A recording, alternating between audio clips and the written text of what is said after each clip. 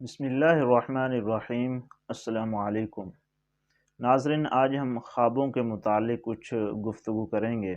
اکثر بھائی اور اکثر بہنیں خوابوں کی تعبیر کے حوالے سے پوچھتے رہتے ہیں، تو سوچا اس پر ایک گفتگو کر لی جائے جو سب کے لیے مفید رہے۔ خواب آنا ایک حقیقت ہے جس کا کوئی انکار نہیں کر سکتا۔ اللہ کے نبی صلی اللہ علیہ وسلم کو بھی اور دیگر انبیاء کرام کو بھی خواب آتے تھے، لیکن ان کے جو خواب ہوتے تھے وہ ہمارے خواب کی طرح نہیں ہوتے تھے، بلکہ ان کے خواب حقیقت پر مبنی ہوتے تھے اور ان کو وحی کا درجہ حاصل تھا۔ یعنی ان کو جتنے بھی خواب آتے تھے وہ اللہ کی طرف سے آتے تھے اور وہ وحی کی طرح ہوتے تھے۔ ان میں اگر ایک نبی کو خواب کے اندر کوئی احکام اللہ کی طرف سے بتائے جا رہے ہیں تو حقیقت میں وہ احکام اس نبی کے لیے بھی اور اس امت کے لیے بھی ضروری ہوتے ہیں، یعنی وہ شریعت کا درجہ رکھتے ہیں۔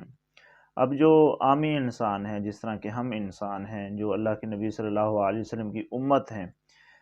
ان کو بھی خواب آتے ہیں، لیکن ان کی 3 قسمیں اللہ کے نبی صلی اللہ علیہ وسلم نے ذکر کی ہیں کہ ایک خواب تو ایسا ہوتا ہے جو اللہ کی طرف سے آتا ہے، کچھ خواب ایسے ہوتے ہیں کہ جو اللہ کی طرف سے آتے ہیں،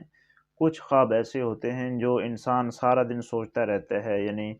جس چیز پہ انسان فوکس کرتا ہے، جو انسان کی فیلڈ ہے پریکٹیکلی لائف کے اندر، جو اپنے فرائض سر انجام دے رہا ہے سوسائٹی اور سماج کے اندر، تو دن بھر جو وہ سوچتا رہتا ہے تو وہ جو اس کے خیالات اس کے مائنڈ کے اندر بیٹھے ہوتے ہیں، بعض اوقات تو وہی رات کو خواب میں آ جاتے ہیں۔ تیسرا خواب شیطان کی طرف سے ہوتا ہے، جس میں آپ کو ڈرایا جاتا ہے یا آپ کو راہ راست سے ہٹایا جاتا ہے۔ اس کی مختلف پھر آگے اقسام ہیں کہ کون کون سا خواب شیطان کی طرف سے ہوتا ہے، کون سا رحمان کی طرف سے یعنی اللہ کی طرف سے ہوتا ہے، اور کون سا جو دن بھر کے خیالات ہیں۔ یہ آگے پھر مختلف اس کی صورتیں بنتی ہیں، یعنی خواب میں جو انسان دیکھتا ہے تو اس کو جو کچھ اس نے دیکھا ہوتا ہے اسی پر ہی آگے بندہ اس کی جا کر تعبیر کرتا ہے۔ اور اللہ کے نبی صلی اللہ علیہ وسلم نے جو انسان خواب دیکھتا ہے کسی دوسرے کے ساتھ شیئر کرنے سے منع کیا ہے۔ آپ فرماتے ہیں کہ انسان صرف اسے بتائے جس کا دوسرے کے اوپر مکمل ٹرسٹ ہو، جس کو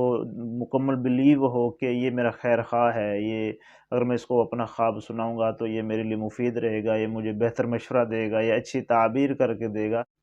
تو صرف اسے ہی اپنا خواب شیئر کرنا چاہیے اور اسے ہی بتانا چاہیے تاکہ وہ اچھی تعبیر کر کے دے، جو غلط نہ ہو اور صحیح بتانے کی کوشش کرے۔ تو یہ خواب اللہ کے نبی صلی اللہ علیہ وسلم اکثر فجر کی نماز پڑھا کر اپنے صحابہ کرام کی طرف متوجہ ہوتے تھے اور پوچھتے تھے کہ رات تم میں سے کسی کو کوئی خواب آیا ہے تو بتاؤ، میں اس کی تعبیر آپ کو کر کے دیتا ہوں۔ جب صحابہ کرام مختلف خواب سناتے تو اللہ کے نبی تعبیر کرتے تھے۔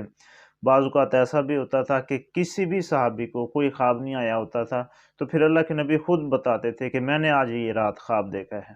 تو جو اللہ کے نبی بتاتے تھے تو وہ ایک شرعی طور پر حکم ہوتا تھا۔ تو خوابوں کا آنا یہ ایک حقیقت ہے۔ خواب رات کو دیکھنا یا دن کو دیکھنا، دن کو یعنی خواب دیکھنا کہ میں فلاں کام کروں گا یا میں یہاں تک پہنچوں گا، اپنے مقصد کو حاصل کرنے کی کوشش کرنا، تو یہ جو دن کو ہم خواب دیکھتے ہیں اسی طرح رات کو بھی خوابوں کا آنا ایک حقیقت ہے۔